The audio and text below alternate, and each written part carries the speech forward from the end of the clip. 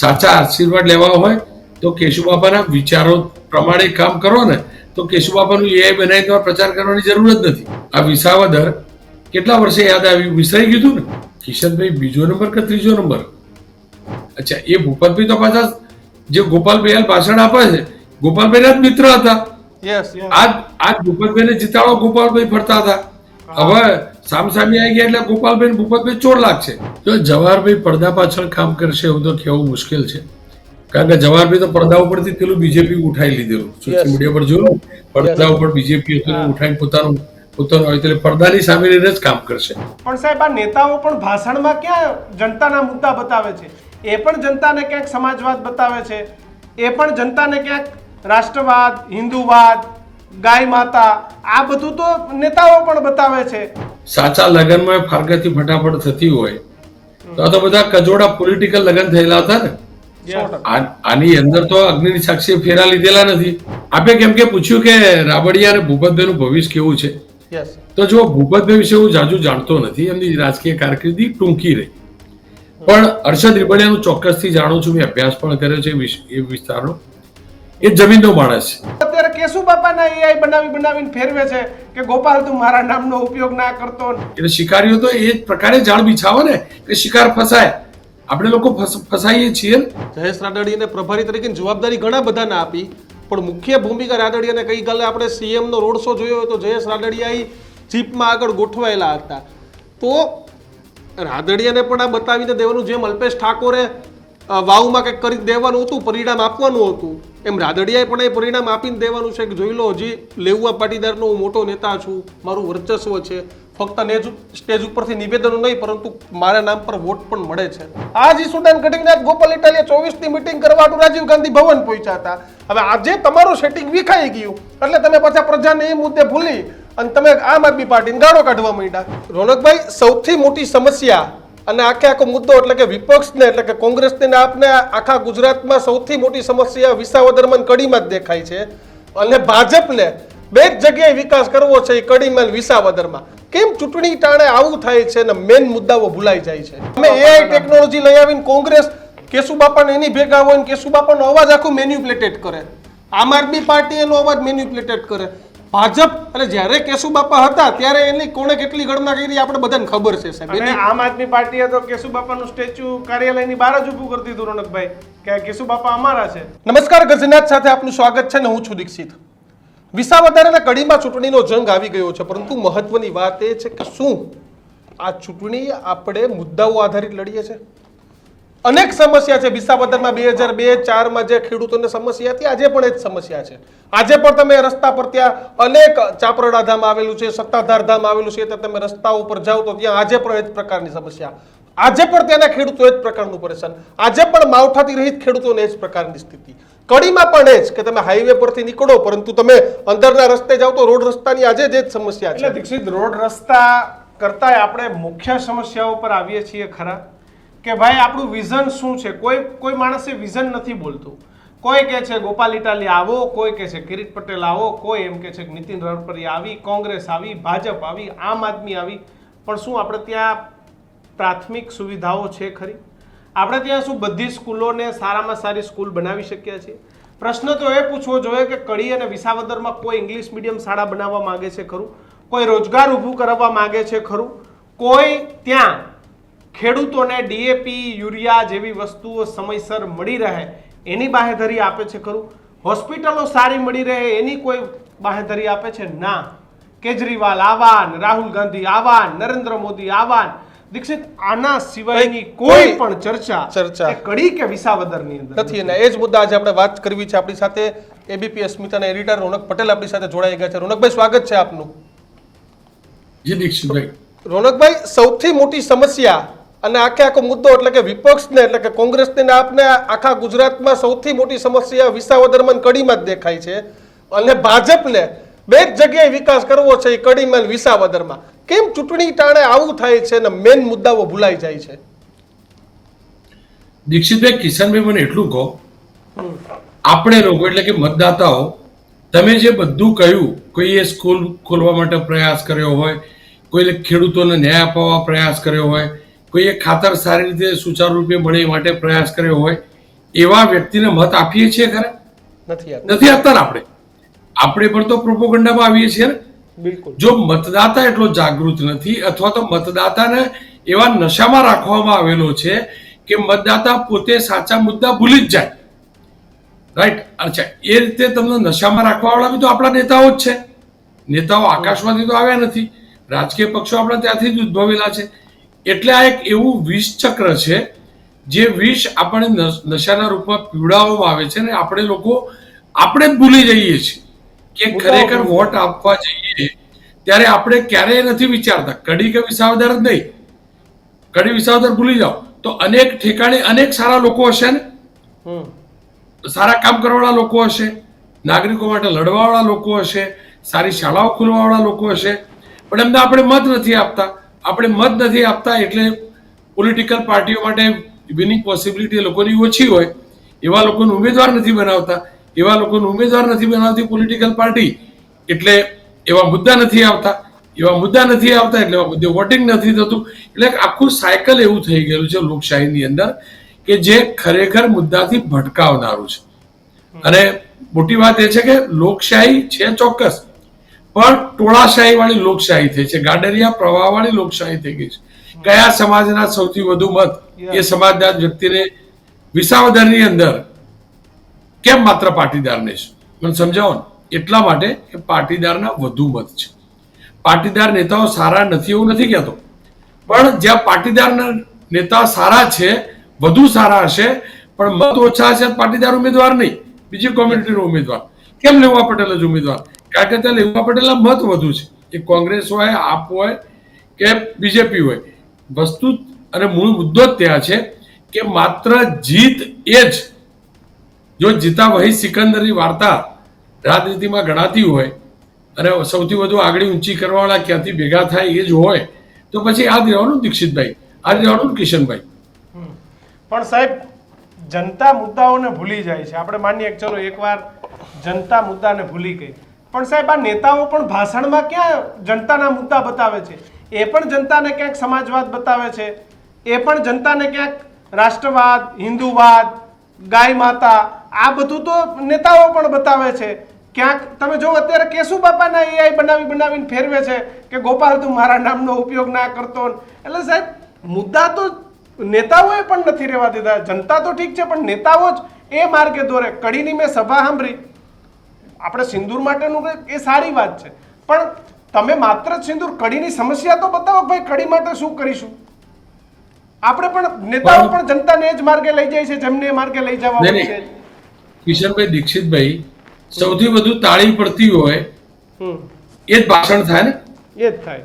અને આપણે બી પાછા કહીએ છીએ કે આના ભાષણ કેવા જબરજસ્ત છે. આપણે કહીએ છીએ આપણે પણ તો જવાબદાર છીએ, આપણે બી જવાબદાર છીએ. જ્યારે પેલો કોઈ વ્યક્તિ જેન્યુઅન વાત કરતો હોય, સમજની વાત કરતો હોય તો આપણે બધા એમ કહીએ કે ફીકું ભાષણ, ભાષણમાં મજા નથી.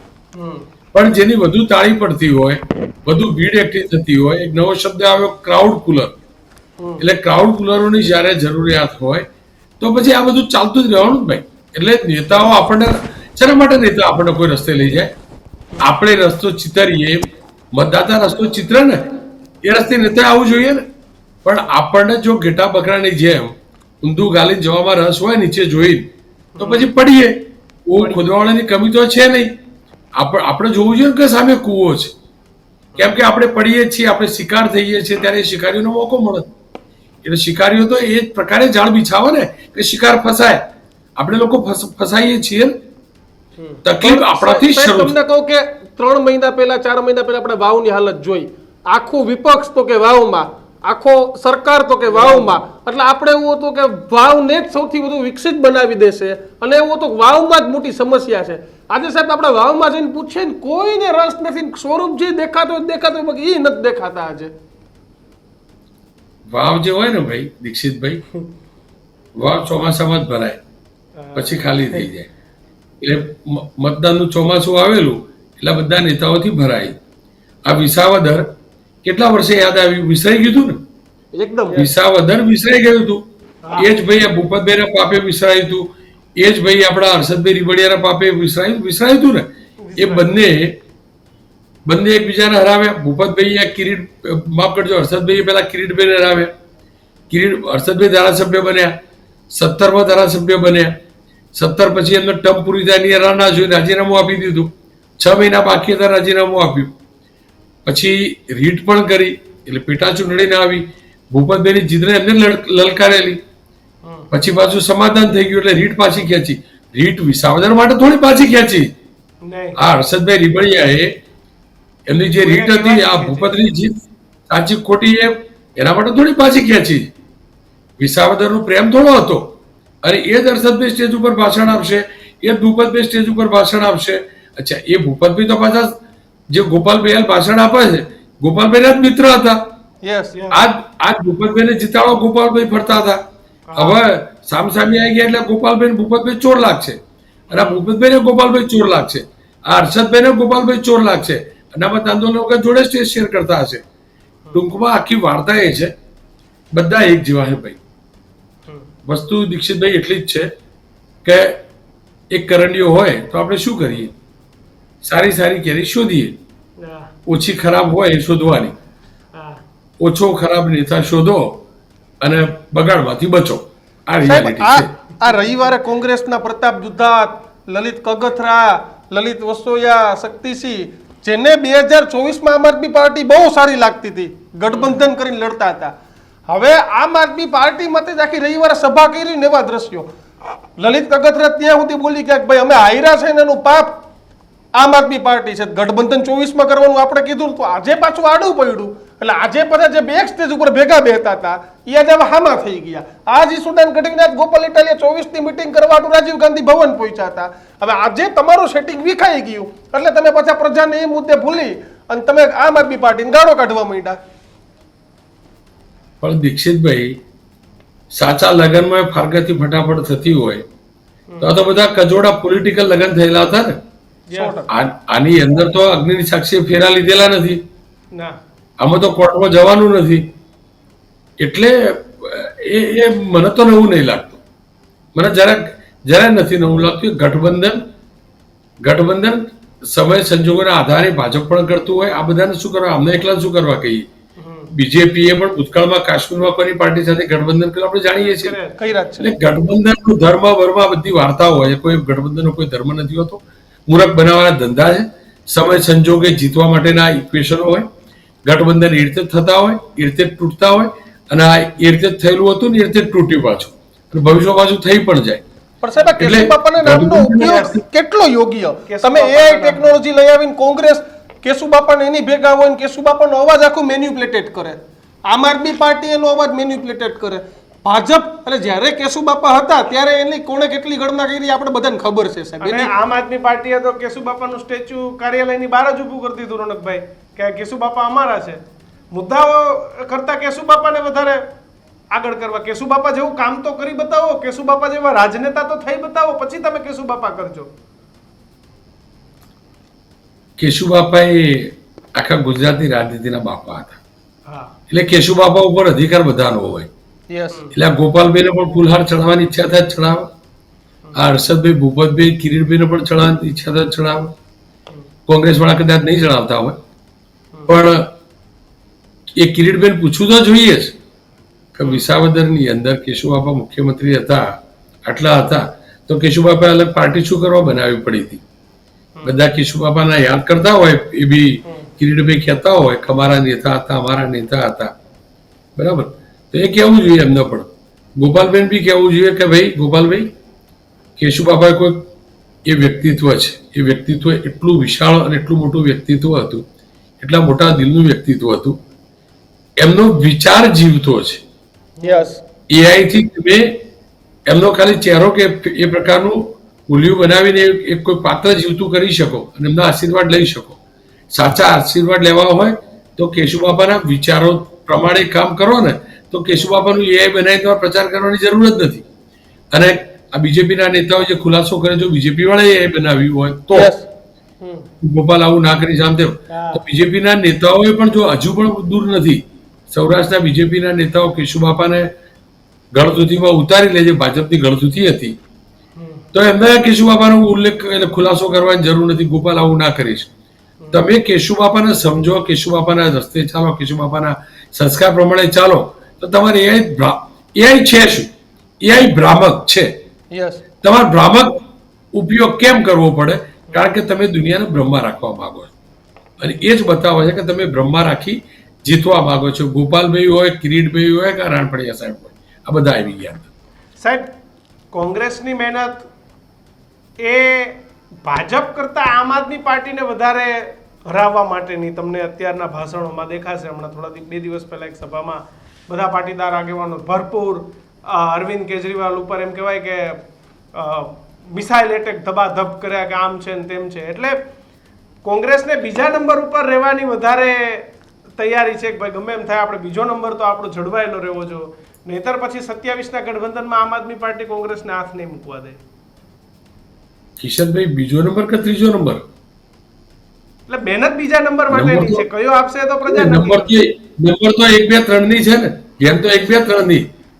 હું નથી કહેતો કોંગ્રેસ ત્રીજા નંબરે આવશે, હું નથી કહેતો બીજેપી પહેલા નંબરે આવશે, હું નથી કહેતો ગોપાલભાઈ પહેલા નંબરે આવશે, ત્રીજા નંબરે.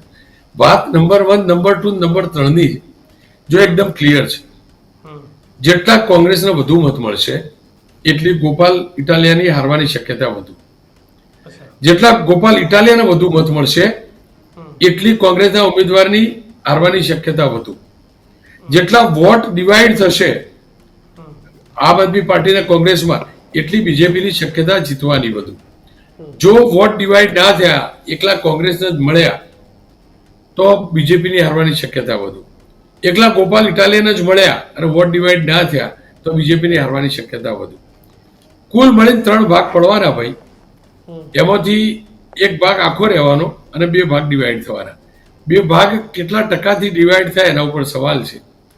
અને જો 2 ભાગ જે છે 33 પ્રમાણે ગણો કદાચ, તો પણ પહેલા 33 એજ ઇટ ઇઝ રહે, પણ બાકીના જે 66 છે એમાંથી 50 અને 16 રહ્યા તો 50 વાળો જીતી જાય ને ભાઈ. એટલે કોંગ્રેસ વાળો 50 લઈ જાય તો એ જીતી જાય, આપ વાળો 50 લઈ જાય તો એ જીતી જાય. એ પણ હકીકત છે ને. એટલે કાંટાની ટક્કર છે, એમાં કોઈ ડાઉટ નથી, કોઈ ડાઉટ નથી. અને સ્વાભાવિક રીતે રાત રમત છે. ઘણીવાર આપણે એમ કહીએ કે જીતવા માટે લડીએ છીએ, ઘણીવાર એવું નહીં હોતું. ઘણીવાર કોઈને હરાવવા લડતા હોઈએ. દિલ્હીમાં થયું. એટલે સાહેબ એ વાત પણ વારંવાર કહે છે કે દિલ્હીમાં તો બદલો લઈ લીધો પણ હરિયાણાનો બદલો લેવાનો છે. આ પણ એક ઘણા બધા કોંગ્રેસીના મુખે તમને સાંભળવા મળશે. એટલે ઘણીવાર કોઈને હરાવવા લડતું હોય. સકારાત્મક રાજનીતિનો જમાનો નથી, નકારાત્મક રાજનીતિનો જમાનો છે. એટલે એવું પણ બની શકે કે કોંગ્રેસ એમ કહી શકે ગોપાલ અમને હરાવવા લડી રહ્યો, અમે ના જીતી એટલા માટે. ગોપાલ ઇટાલી એમ કહી શકે કે કોંગ્રેસે ઉમેદવાર મને હું ના જીતું એ માટે ઉભો કરી દીધો, ગઠબંધન. એટલે ટૂંકમાં બધાના ઇક્વેશન હોય. આપણે સ્માર્ટ રહેવું જોઈએ, આપણે કોઈની વાર્તાઓમાં ના આવવું જોઈએ. આપણે આપણો આત્માનો અવાજ, આપણા અનુભવ, આપણી સમજ પ્રમાણે મતદાન કરવું જોઈએ. ભાષણો સાંભળીને મતદાન ના થાય એ પાક. બિલકુલ સાહેબ, આ ભાયાણી અને રીબડિયાનું ભવિષ્ય કેવું દેખાય તમને? જો રીબડિયા વિશે તો મને ખાસો અનુભવ છે, ખાસો અનુભવ છે. આપે કેમ કે પૂછ્યું કે રાબડિયા અને ભૂપતભાઈનું ભવિષ્ય કેવું છે, તો જો ભૂપતભાઈ વિશે હું જાજુ જાણતો નથી, એમની રાજકીય કારકિર્દી ટૂંકી રહી. પણ હર્ષદ રીબડિયાનું ચોક્કસથી જાણું છું, મેં અભ્યાસ પણ કર્યો છે એ વિસ્તારનો. એ જમીનનો માણસ છે, જમીનની નીચે રહેવા વાળો માણસ છે. હવે જમીનની નીચે ખેડૂતની ભાષામાં કહીએ તો ડુંગળી પાક. ડુંગળીનું ઉત્પાદન વધુ થયું હોય એ વખતે ડુંગળીનો ભાવ ના આવે, પણ એ જ જમીનમાં નીચે પાકતી ડુંગળી જ્યારે ઉત્પાદન ઘટન કટોકટી આવે તો ડુંગળીનો ભાવ આવે ને. એટલે બહુ નેતા હોય તો હર્ષદ રીબડિયાનો ભાવ ના આવે, પણ જ્યારે જરૂર પડે એટલે ભાવ તો આવે ખરો. 25માં 161-62 હોય, બરાબર, એમાં જાજો ફરક ના પડવાનો હોય. એટલે આ હર્ષદ રીબડિયા નામની ડુંગળી ના દેખાય માની શકાય. પણ ક્યારેક 17 જેવી સ્થિતિ સર્જાય 27માં કે એવું કંઈક થાય તો પાછો હર્ષદ રીબડિયા શોધવો તો પડે, નીચે જમીનમાંથી કાઢો, કાં તો કસ્તુરી છે. એટલે હું પાક્કું માનું છું હર્ષદ રીબડિયાનું ભવિષ્ય ચોક્કસથી ઉજ્જવળ છે. પણ હા, એને ધીરજ રાખવી જોઈએ. જોકે એ જુજારું છે, આપણે જાણીએ છીએ. સત્તાથી દૂર રહ્યા પછી પણ મતતો હોય, મહેનત કરતો હોય. પણ જો હિયાટી જશે તો એ પણ ગયો, એટલે ડુંગળી બીજ રોપ્યું હોય કોઈ બી જાય. રહી વાત ભૂપતભાઈની, તો એ ચોક્કસ છે ભૂપતભાઈએ દ્રોહ કર્યો ગણાય. કારણ કે માત્ર 2-3 મહિનામાં એમને 6 મહિનાની અંદર આમ આદમી પાર્ટી માટે પ્રેમ ન થાય માની શકાય, મોહ ભંગ થાય માની શકાય, પણ અચાનક બીજેપી માટે પ્રેમ થાય એ ના માની શકાય. સપોઝ ભૂપતભાઈ નવા હતા, ખબર નહોતી કે આપ પણ આ કેટલા ખરાબ છે, ખબર નહોતી, વાતોમાં આવી ગયા, બરાબર, અને ઉભા રહી ગયા, ટિકિટ લઈને જીતી ગયા, પણ અને ખબર પડી ગઈ કે ના, આ તો હું ગયો તો બોગસ લોકો હતા, તો ત્યાંથી રાજીનામું આપી શકે, પાર્ટીમાંથી ધારાસભ્યમાં રાજીનામું આપી શકે. પણ અચાનક એવું ના લાગવા લાગે, નાનું બાળક નથી આ ભૂપતભાઈ, કે એમને અચાનક લાગવા લાગે બીજેપી સારું છે. જો કે ત્યાં હર્ષદભાઈ બી નાનું બાળક નથી, એમને અચાનક લાગવા લાગે કે બીજેપી સારું છે. ટૂંકમાં રાજનીતિ છે, પણ જેને વધુ ખેડેલું હોય ભાઈ, એ ખેડેલું કોઈ દાળ માથે નહીં પડતું. હવે ખેતર કોને વધુ ખેડ્યું, હર્ષદભાઈએ ખેડ્યું આપણે જાણીએ, કારણ કે પેલા વિધાનસભામાં ને કાર્યક્રમમાં હળ લઈને ફરતા હતા. અત્યાર સુધી હમણાં છેલ્લે પણ ઇકોઝોન માટે લડ્યા હતા ભાજપમાં હોવા છતાં. મતતા હતા. જોકે એ પણ તો બહુ ઇન્ટરેસ્ટિંગ છે. હર્ષદભાઈ જો ચૂંટણીમાં ઉમેદવાર બન્યા હોત તો બધા આ જ પૂછતા કે ભાઈ હર્ષદભાઈ ઇકોઝોન શું થયું, હા, પૂછતે ને. એટલે હર્ષદભાઈ એ વખતે લોચામાં તો આવતે, પણ જે હોય ટૂંકમાં હાલ ચોક્કસથી ગ્રહણ લાગ્યું એમના ઉપર, ભૂપતભાઈ ઉપર પણ ગ્રહણ લાગ્યું. હવે ગ્રહણ લાગ્યું કે જાણી જોઈને વાદળા નીચે છુપાયા, એ તો હર્ષદભાઈ જાણે, ભૂપતભાઈ જાણે. બિલકુલ સાહેબ, છેલ્લો સવાલ. એટલે ગઈકાલે તમારી ચર્ચા હતી તો એક પત્રકારે જેવું કહ્યું કે જયેશ રાદડિયાનો પણ લિટમસ ટેસ્ટ છે. જયેશ રાદડિયાને પ્રભારી તરીકે જવાબદારી ઘણા બધાને આપી, પણ મુખ્ય ભૂમિકા રાદડિયાને ગઈકાલે આપણે સીએમનો રોડ શો જોયો તો જયેશ રાદડિયા જીપમાં આગળ ગોઠવાયેલા હતા. તો રાદડિયાને પણ આ બતાવીને દેવાનું, જેમ અલ્પેશ ઠાકોરે વાવમાં કંઈક કરી દેવાનું હતું, પરિણામ આપવાનું હતું, એમ રાદડિયાએ પણ એ પરિણામ આપીને દેવાનું છે કે જોઈ લો, હજી લેઉવા પાટીદારનો હું મોટો નેતા છું, મારું વર્ચસ્વ છે, ફક્ત સ્ટેજ ઉપરથી નિવેદનો નહીં પરંતુ મારા નામ પર વોટ પણ મળે છે. જો વોટ તો કમળના નામે જ મળે, વોટ તો નરેન્દ્રભાઈના ચહેરાથી જ મળે, કોઈના નામથી મળતા નથી. ગુજરાતમાં હકીકત છે, કોઈ ગમે તે કહેતું હોય, કોઈ પણ વ્યક્તિ એકદમ ક્લિયર કટ છે. બીજેપીને જે મત મળે છે એ નરેન્દ્રભાઈના નામથી મળે અને બીજેપીના કમળ ઉપર મળે, એ પાક્કું છે, એમાં કોઈ ડાઉટ નહીં. અલ્પેશભાઈ કહેતા હોય કે મેં વાવ જીતાડી દેવું ના હોય છે. અહીંયાની વાત કરીએ તો દીક્ષિતભાઈ, બધાને અપેક્ષા તો હોય ને, પેલા ગાજર લટકતું ગાજર કેવું વિસ્તરણનું ખરું ને, તો દરેકને હોય કે હું પણ છું, હું પણ બતાવી દઉં. અચ્છા, એ હકીકત છે કે રાદડિયા પાટીદાર નેતા છે, સૌરાષ્ટ્રના નેતા છે, લેઉવા પાટીદારના નેતા છે, લેઉવા પાટીદારની બેઠક છે, બધું છે, હકીકત છે. અને એટલે એમને જવાબદારી સોંપાઈ હોય, જવાબદારી નિભાવવી એમની જવાબદારી પણ હોય. અને બીજેપીના નેતા હારી જાય તો નેચરલી એ સફળ નથી, એટલે રાદડિયાનો જાદુ નથી એવું એમના વિરોધી, એમના પક્ષમાં જે લોકો હોય એ કહી શકે. એ હકીકત છે. એટલે પ્રતિષ્ઠા દાવ, હું પ્રતિષ્ઠામાં નહીં માનતો, કોઈ રાજનીતિમાં પ્રતિષ્ઠા બધી વાર્તા હોય, આપણા શબ્દો હોય, પણ એ ગાજર હાથ ત્યારે જ લાગે કે તમે બીજું કામ કાઢી આપ્યું હોય, તમને જવાબદારી સોંપી વહન કરવામાં સફળ થાવ તો તમારી શક્યતા મંત્રી બનવામાં વધે.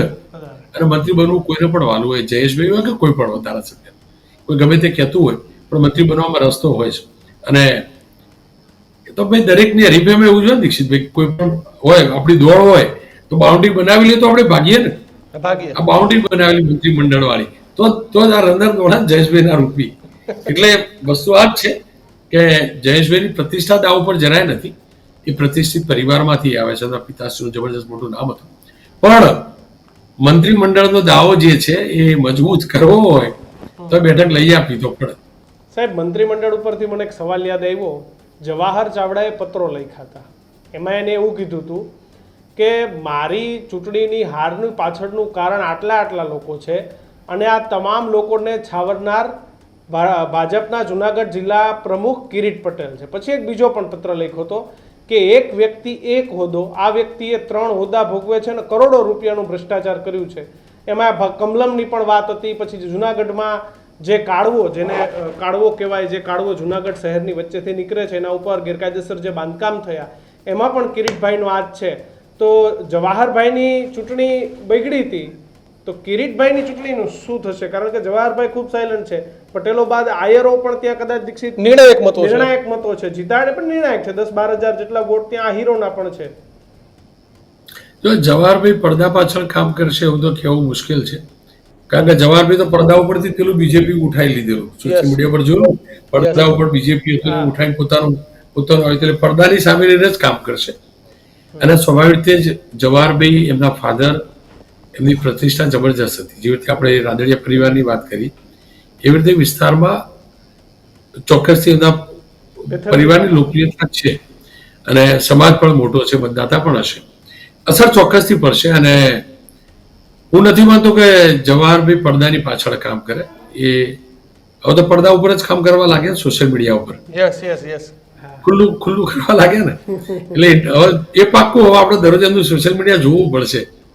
કેમેરા આગળ નહીં આવતા, જાતે કેમેરાથી વિડીયો બનાવી મોકલાવી દે, પણ હવે જોવું પડશે, કંઈક ને કંઈક કરશે ખરા. કાલે જોકે 2-3 દિવસમાં કશું કર્યું નથી. જવાહરભાઈની વોલ ઉપર જઈને કાલે જે બધા લેટરો મેં ફેસબુક ઉપર વાંચ્યા હતા, એટલે હું વિચારતો હતો તો આમાં શું થશે, હજી છે ડિલીટ તો નથી થયા. જવાહરભાઈ છે ભાઈ, હવે જોવું પડશે. પણ જવાહરભાઈ જો ખુલ્લી સ્ટેજ ઉપર આવશે તો ચોક્કસથી સમીકરણ ઉપર અસર તો પડે, એમાં કોઈ doubt નથી. કઈ દિશામાં જાય છે તે જોવાનું રહેશે. બિલકુલ આભાર રોનક સર અમારી સાથે વાત કરવા બદલ. તો થેન્ક યુ. તો આખી ઘટના એઆઈ ટેકનોલોજી, જવાહર ચાવડા, જયેશ રાદડિયા, હર્ષદ રીબડિયા, ભૂપત ભાયાણી, આ તમામ મુદ્દે વિશ્લેષણ કરીને આપણે એ સમજવાનો પ્રયાસ કર્યો કે ખરેખર જનતાના મુદ્દા શું છે. અમે પણ મુદ્દા આધારિત વાત કરવાની શરૂઆત કરી, પણ અમારા મગજમાં પણ ભૂપત ભાયાણી પણ આવ્યા, અમારા મગજમાં હર્ષદ રીબડિયા પણ આવ્યા, જયેશ રાદડિયા પણ આવ્યા, જવાહર ચાવડા પણ આવ્યા. આનો એકમાત્ર કારણ, એકમાત્ર મુદ્દો એ છે કે આપણા નેતાઓ જ્યારે આપણી પાસે મત માંગવા આવે છે ને ત્યારે આપણે આ જ વાત કરીએ છીએ. એટલે દીક્ષિત કોઈ વિકાસની વાત જેમ રોનકભાઈ શરૂઆતમાં કરી એમ નથી કરતા. આપણે ક્યારેય એવું નથી કહેતા કે સાહેબ મારો દીકરો સરકારી ઇંગ્લિશ મીડિયમ સ્કૂલમાં કેમ ન ભણે, કારણ કે સાહેબનો દીકરો પ્રાઇવેટ સ્કૂલમાં ભણતો હોય. લોકો માંગે છે શું? તો કે સાહેબ અમારું મંદિર બનાવી દો, અમારા મંદિરની દિવાલો બનાવી દો, અમારી વાડી બનાવી દો, અમારી વાડી બનાવી દો, અમારા અહીંયા તમે ડોનેશન આપી દો. પણ એ માંગવાથી એક ક્ષણિક સમસ્યાનું હલ છે, કાયમી સમસ્યાઓ કે આવનારી પેઢી માટે કોઈ નથી માંગતું. એટલે દીક્ષિત કે જ્યાં મુદ્દાઓની વાત આવે ને ત્યાં લોકો ભટકી જાય ને અટકી જાય.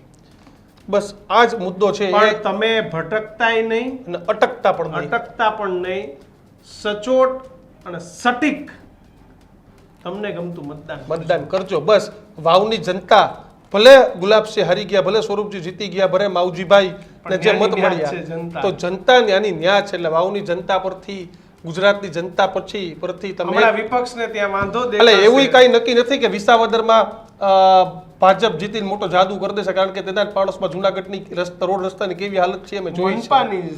એટલે એવું કઈ નથી. અને કદાચ ગોપાલભાઈ કે આમ આદમી પાર્ટી જીતી જાય તો એ કઈ જાદુ નથી થઈ જવાનો, પણ છેલ્લે તમારા મારા મતનો ઉપયોગ થવાનો છે. છતાંય તમારા ઉપર છે. અમારી વાત સાથે આપ કેટલા સહમત છો તે કોમેન્ટ બોક્સમાં લખજો. અને આવા જ ઘટના જોવા માટે જોતા રહો ન્યૂઝ રૂમ. અમને આપશો રજા. નમસ્કાર.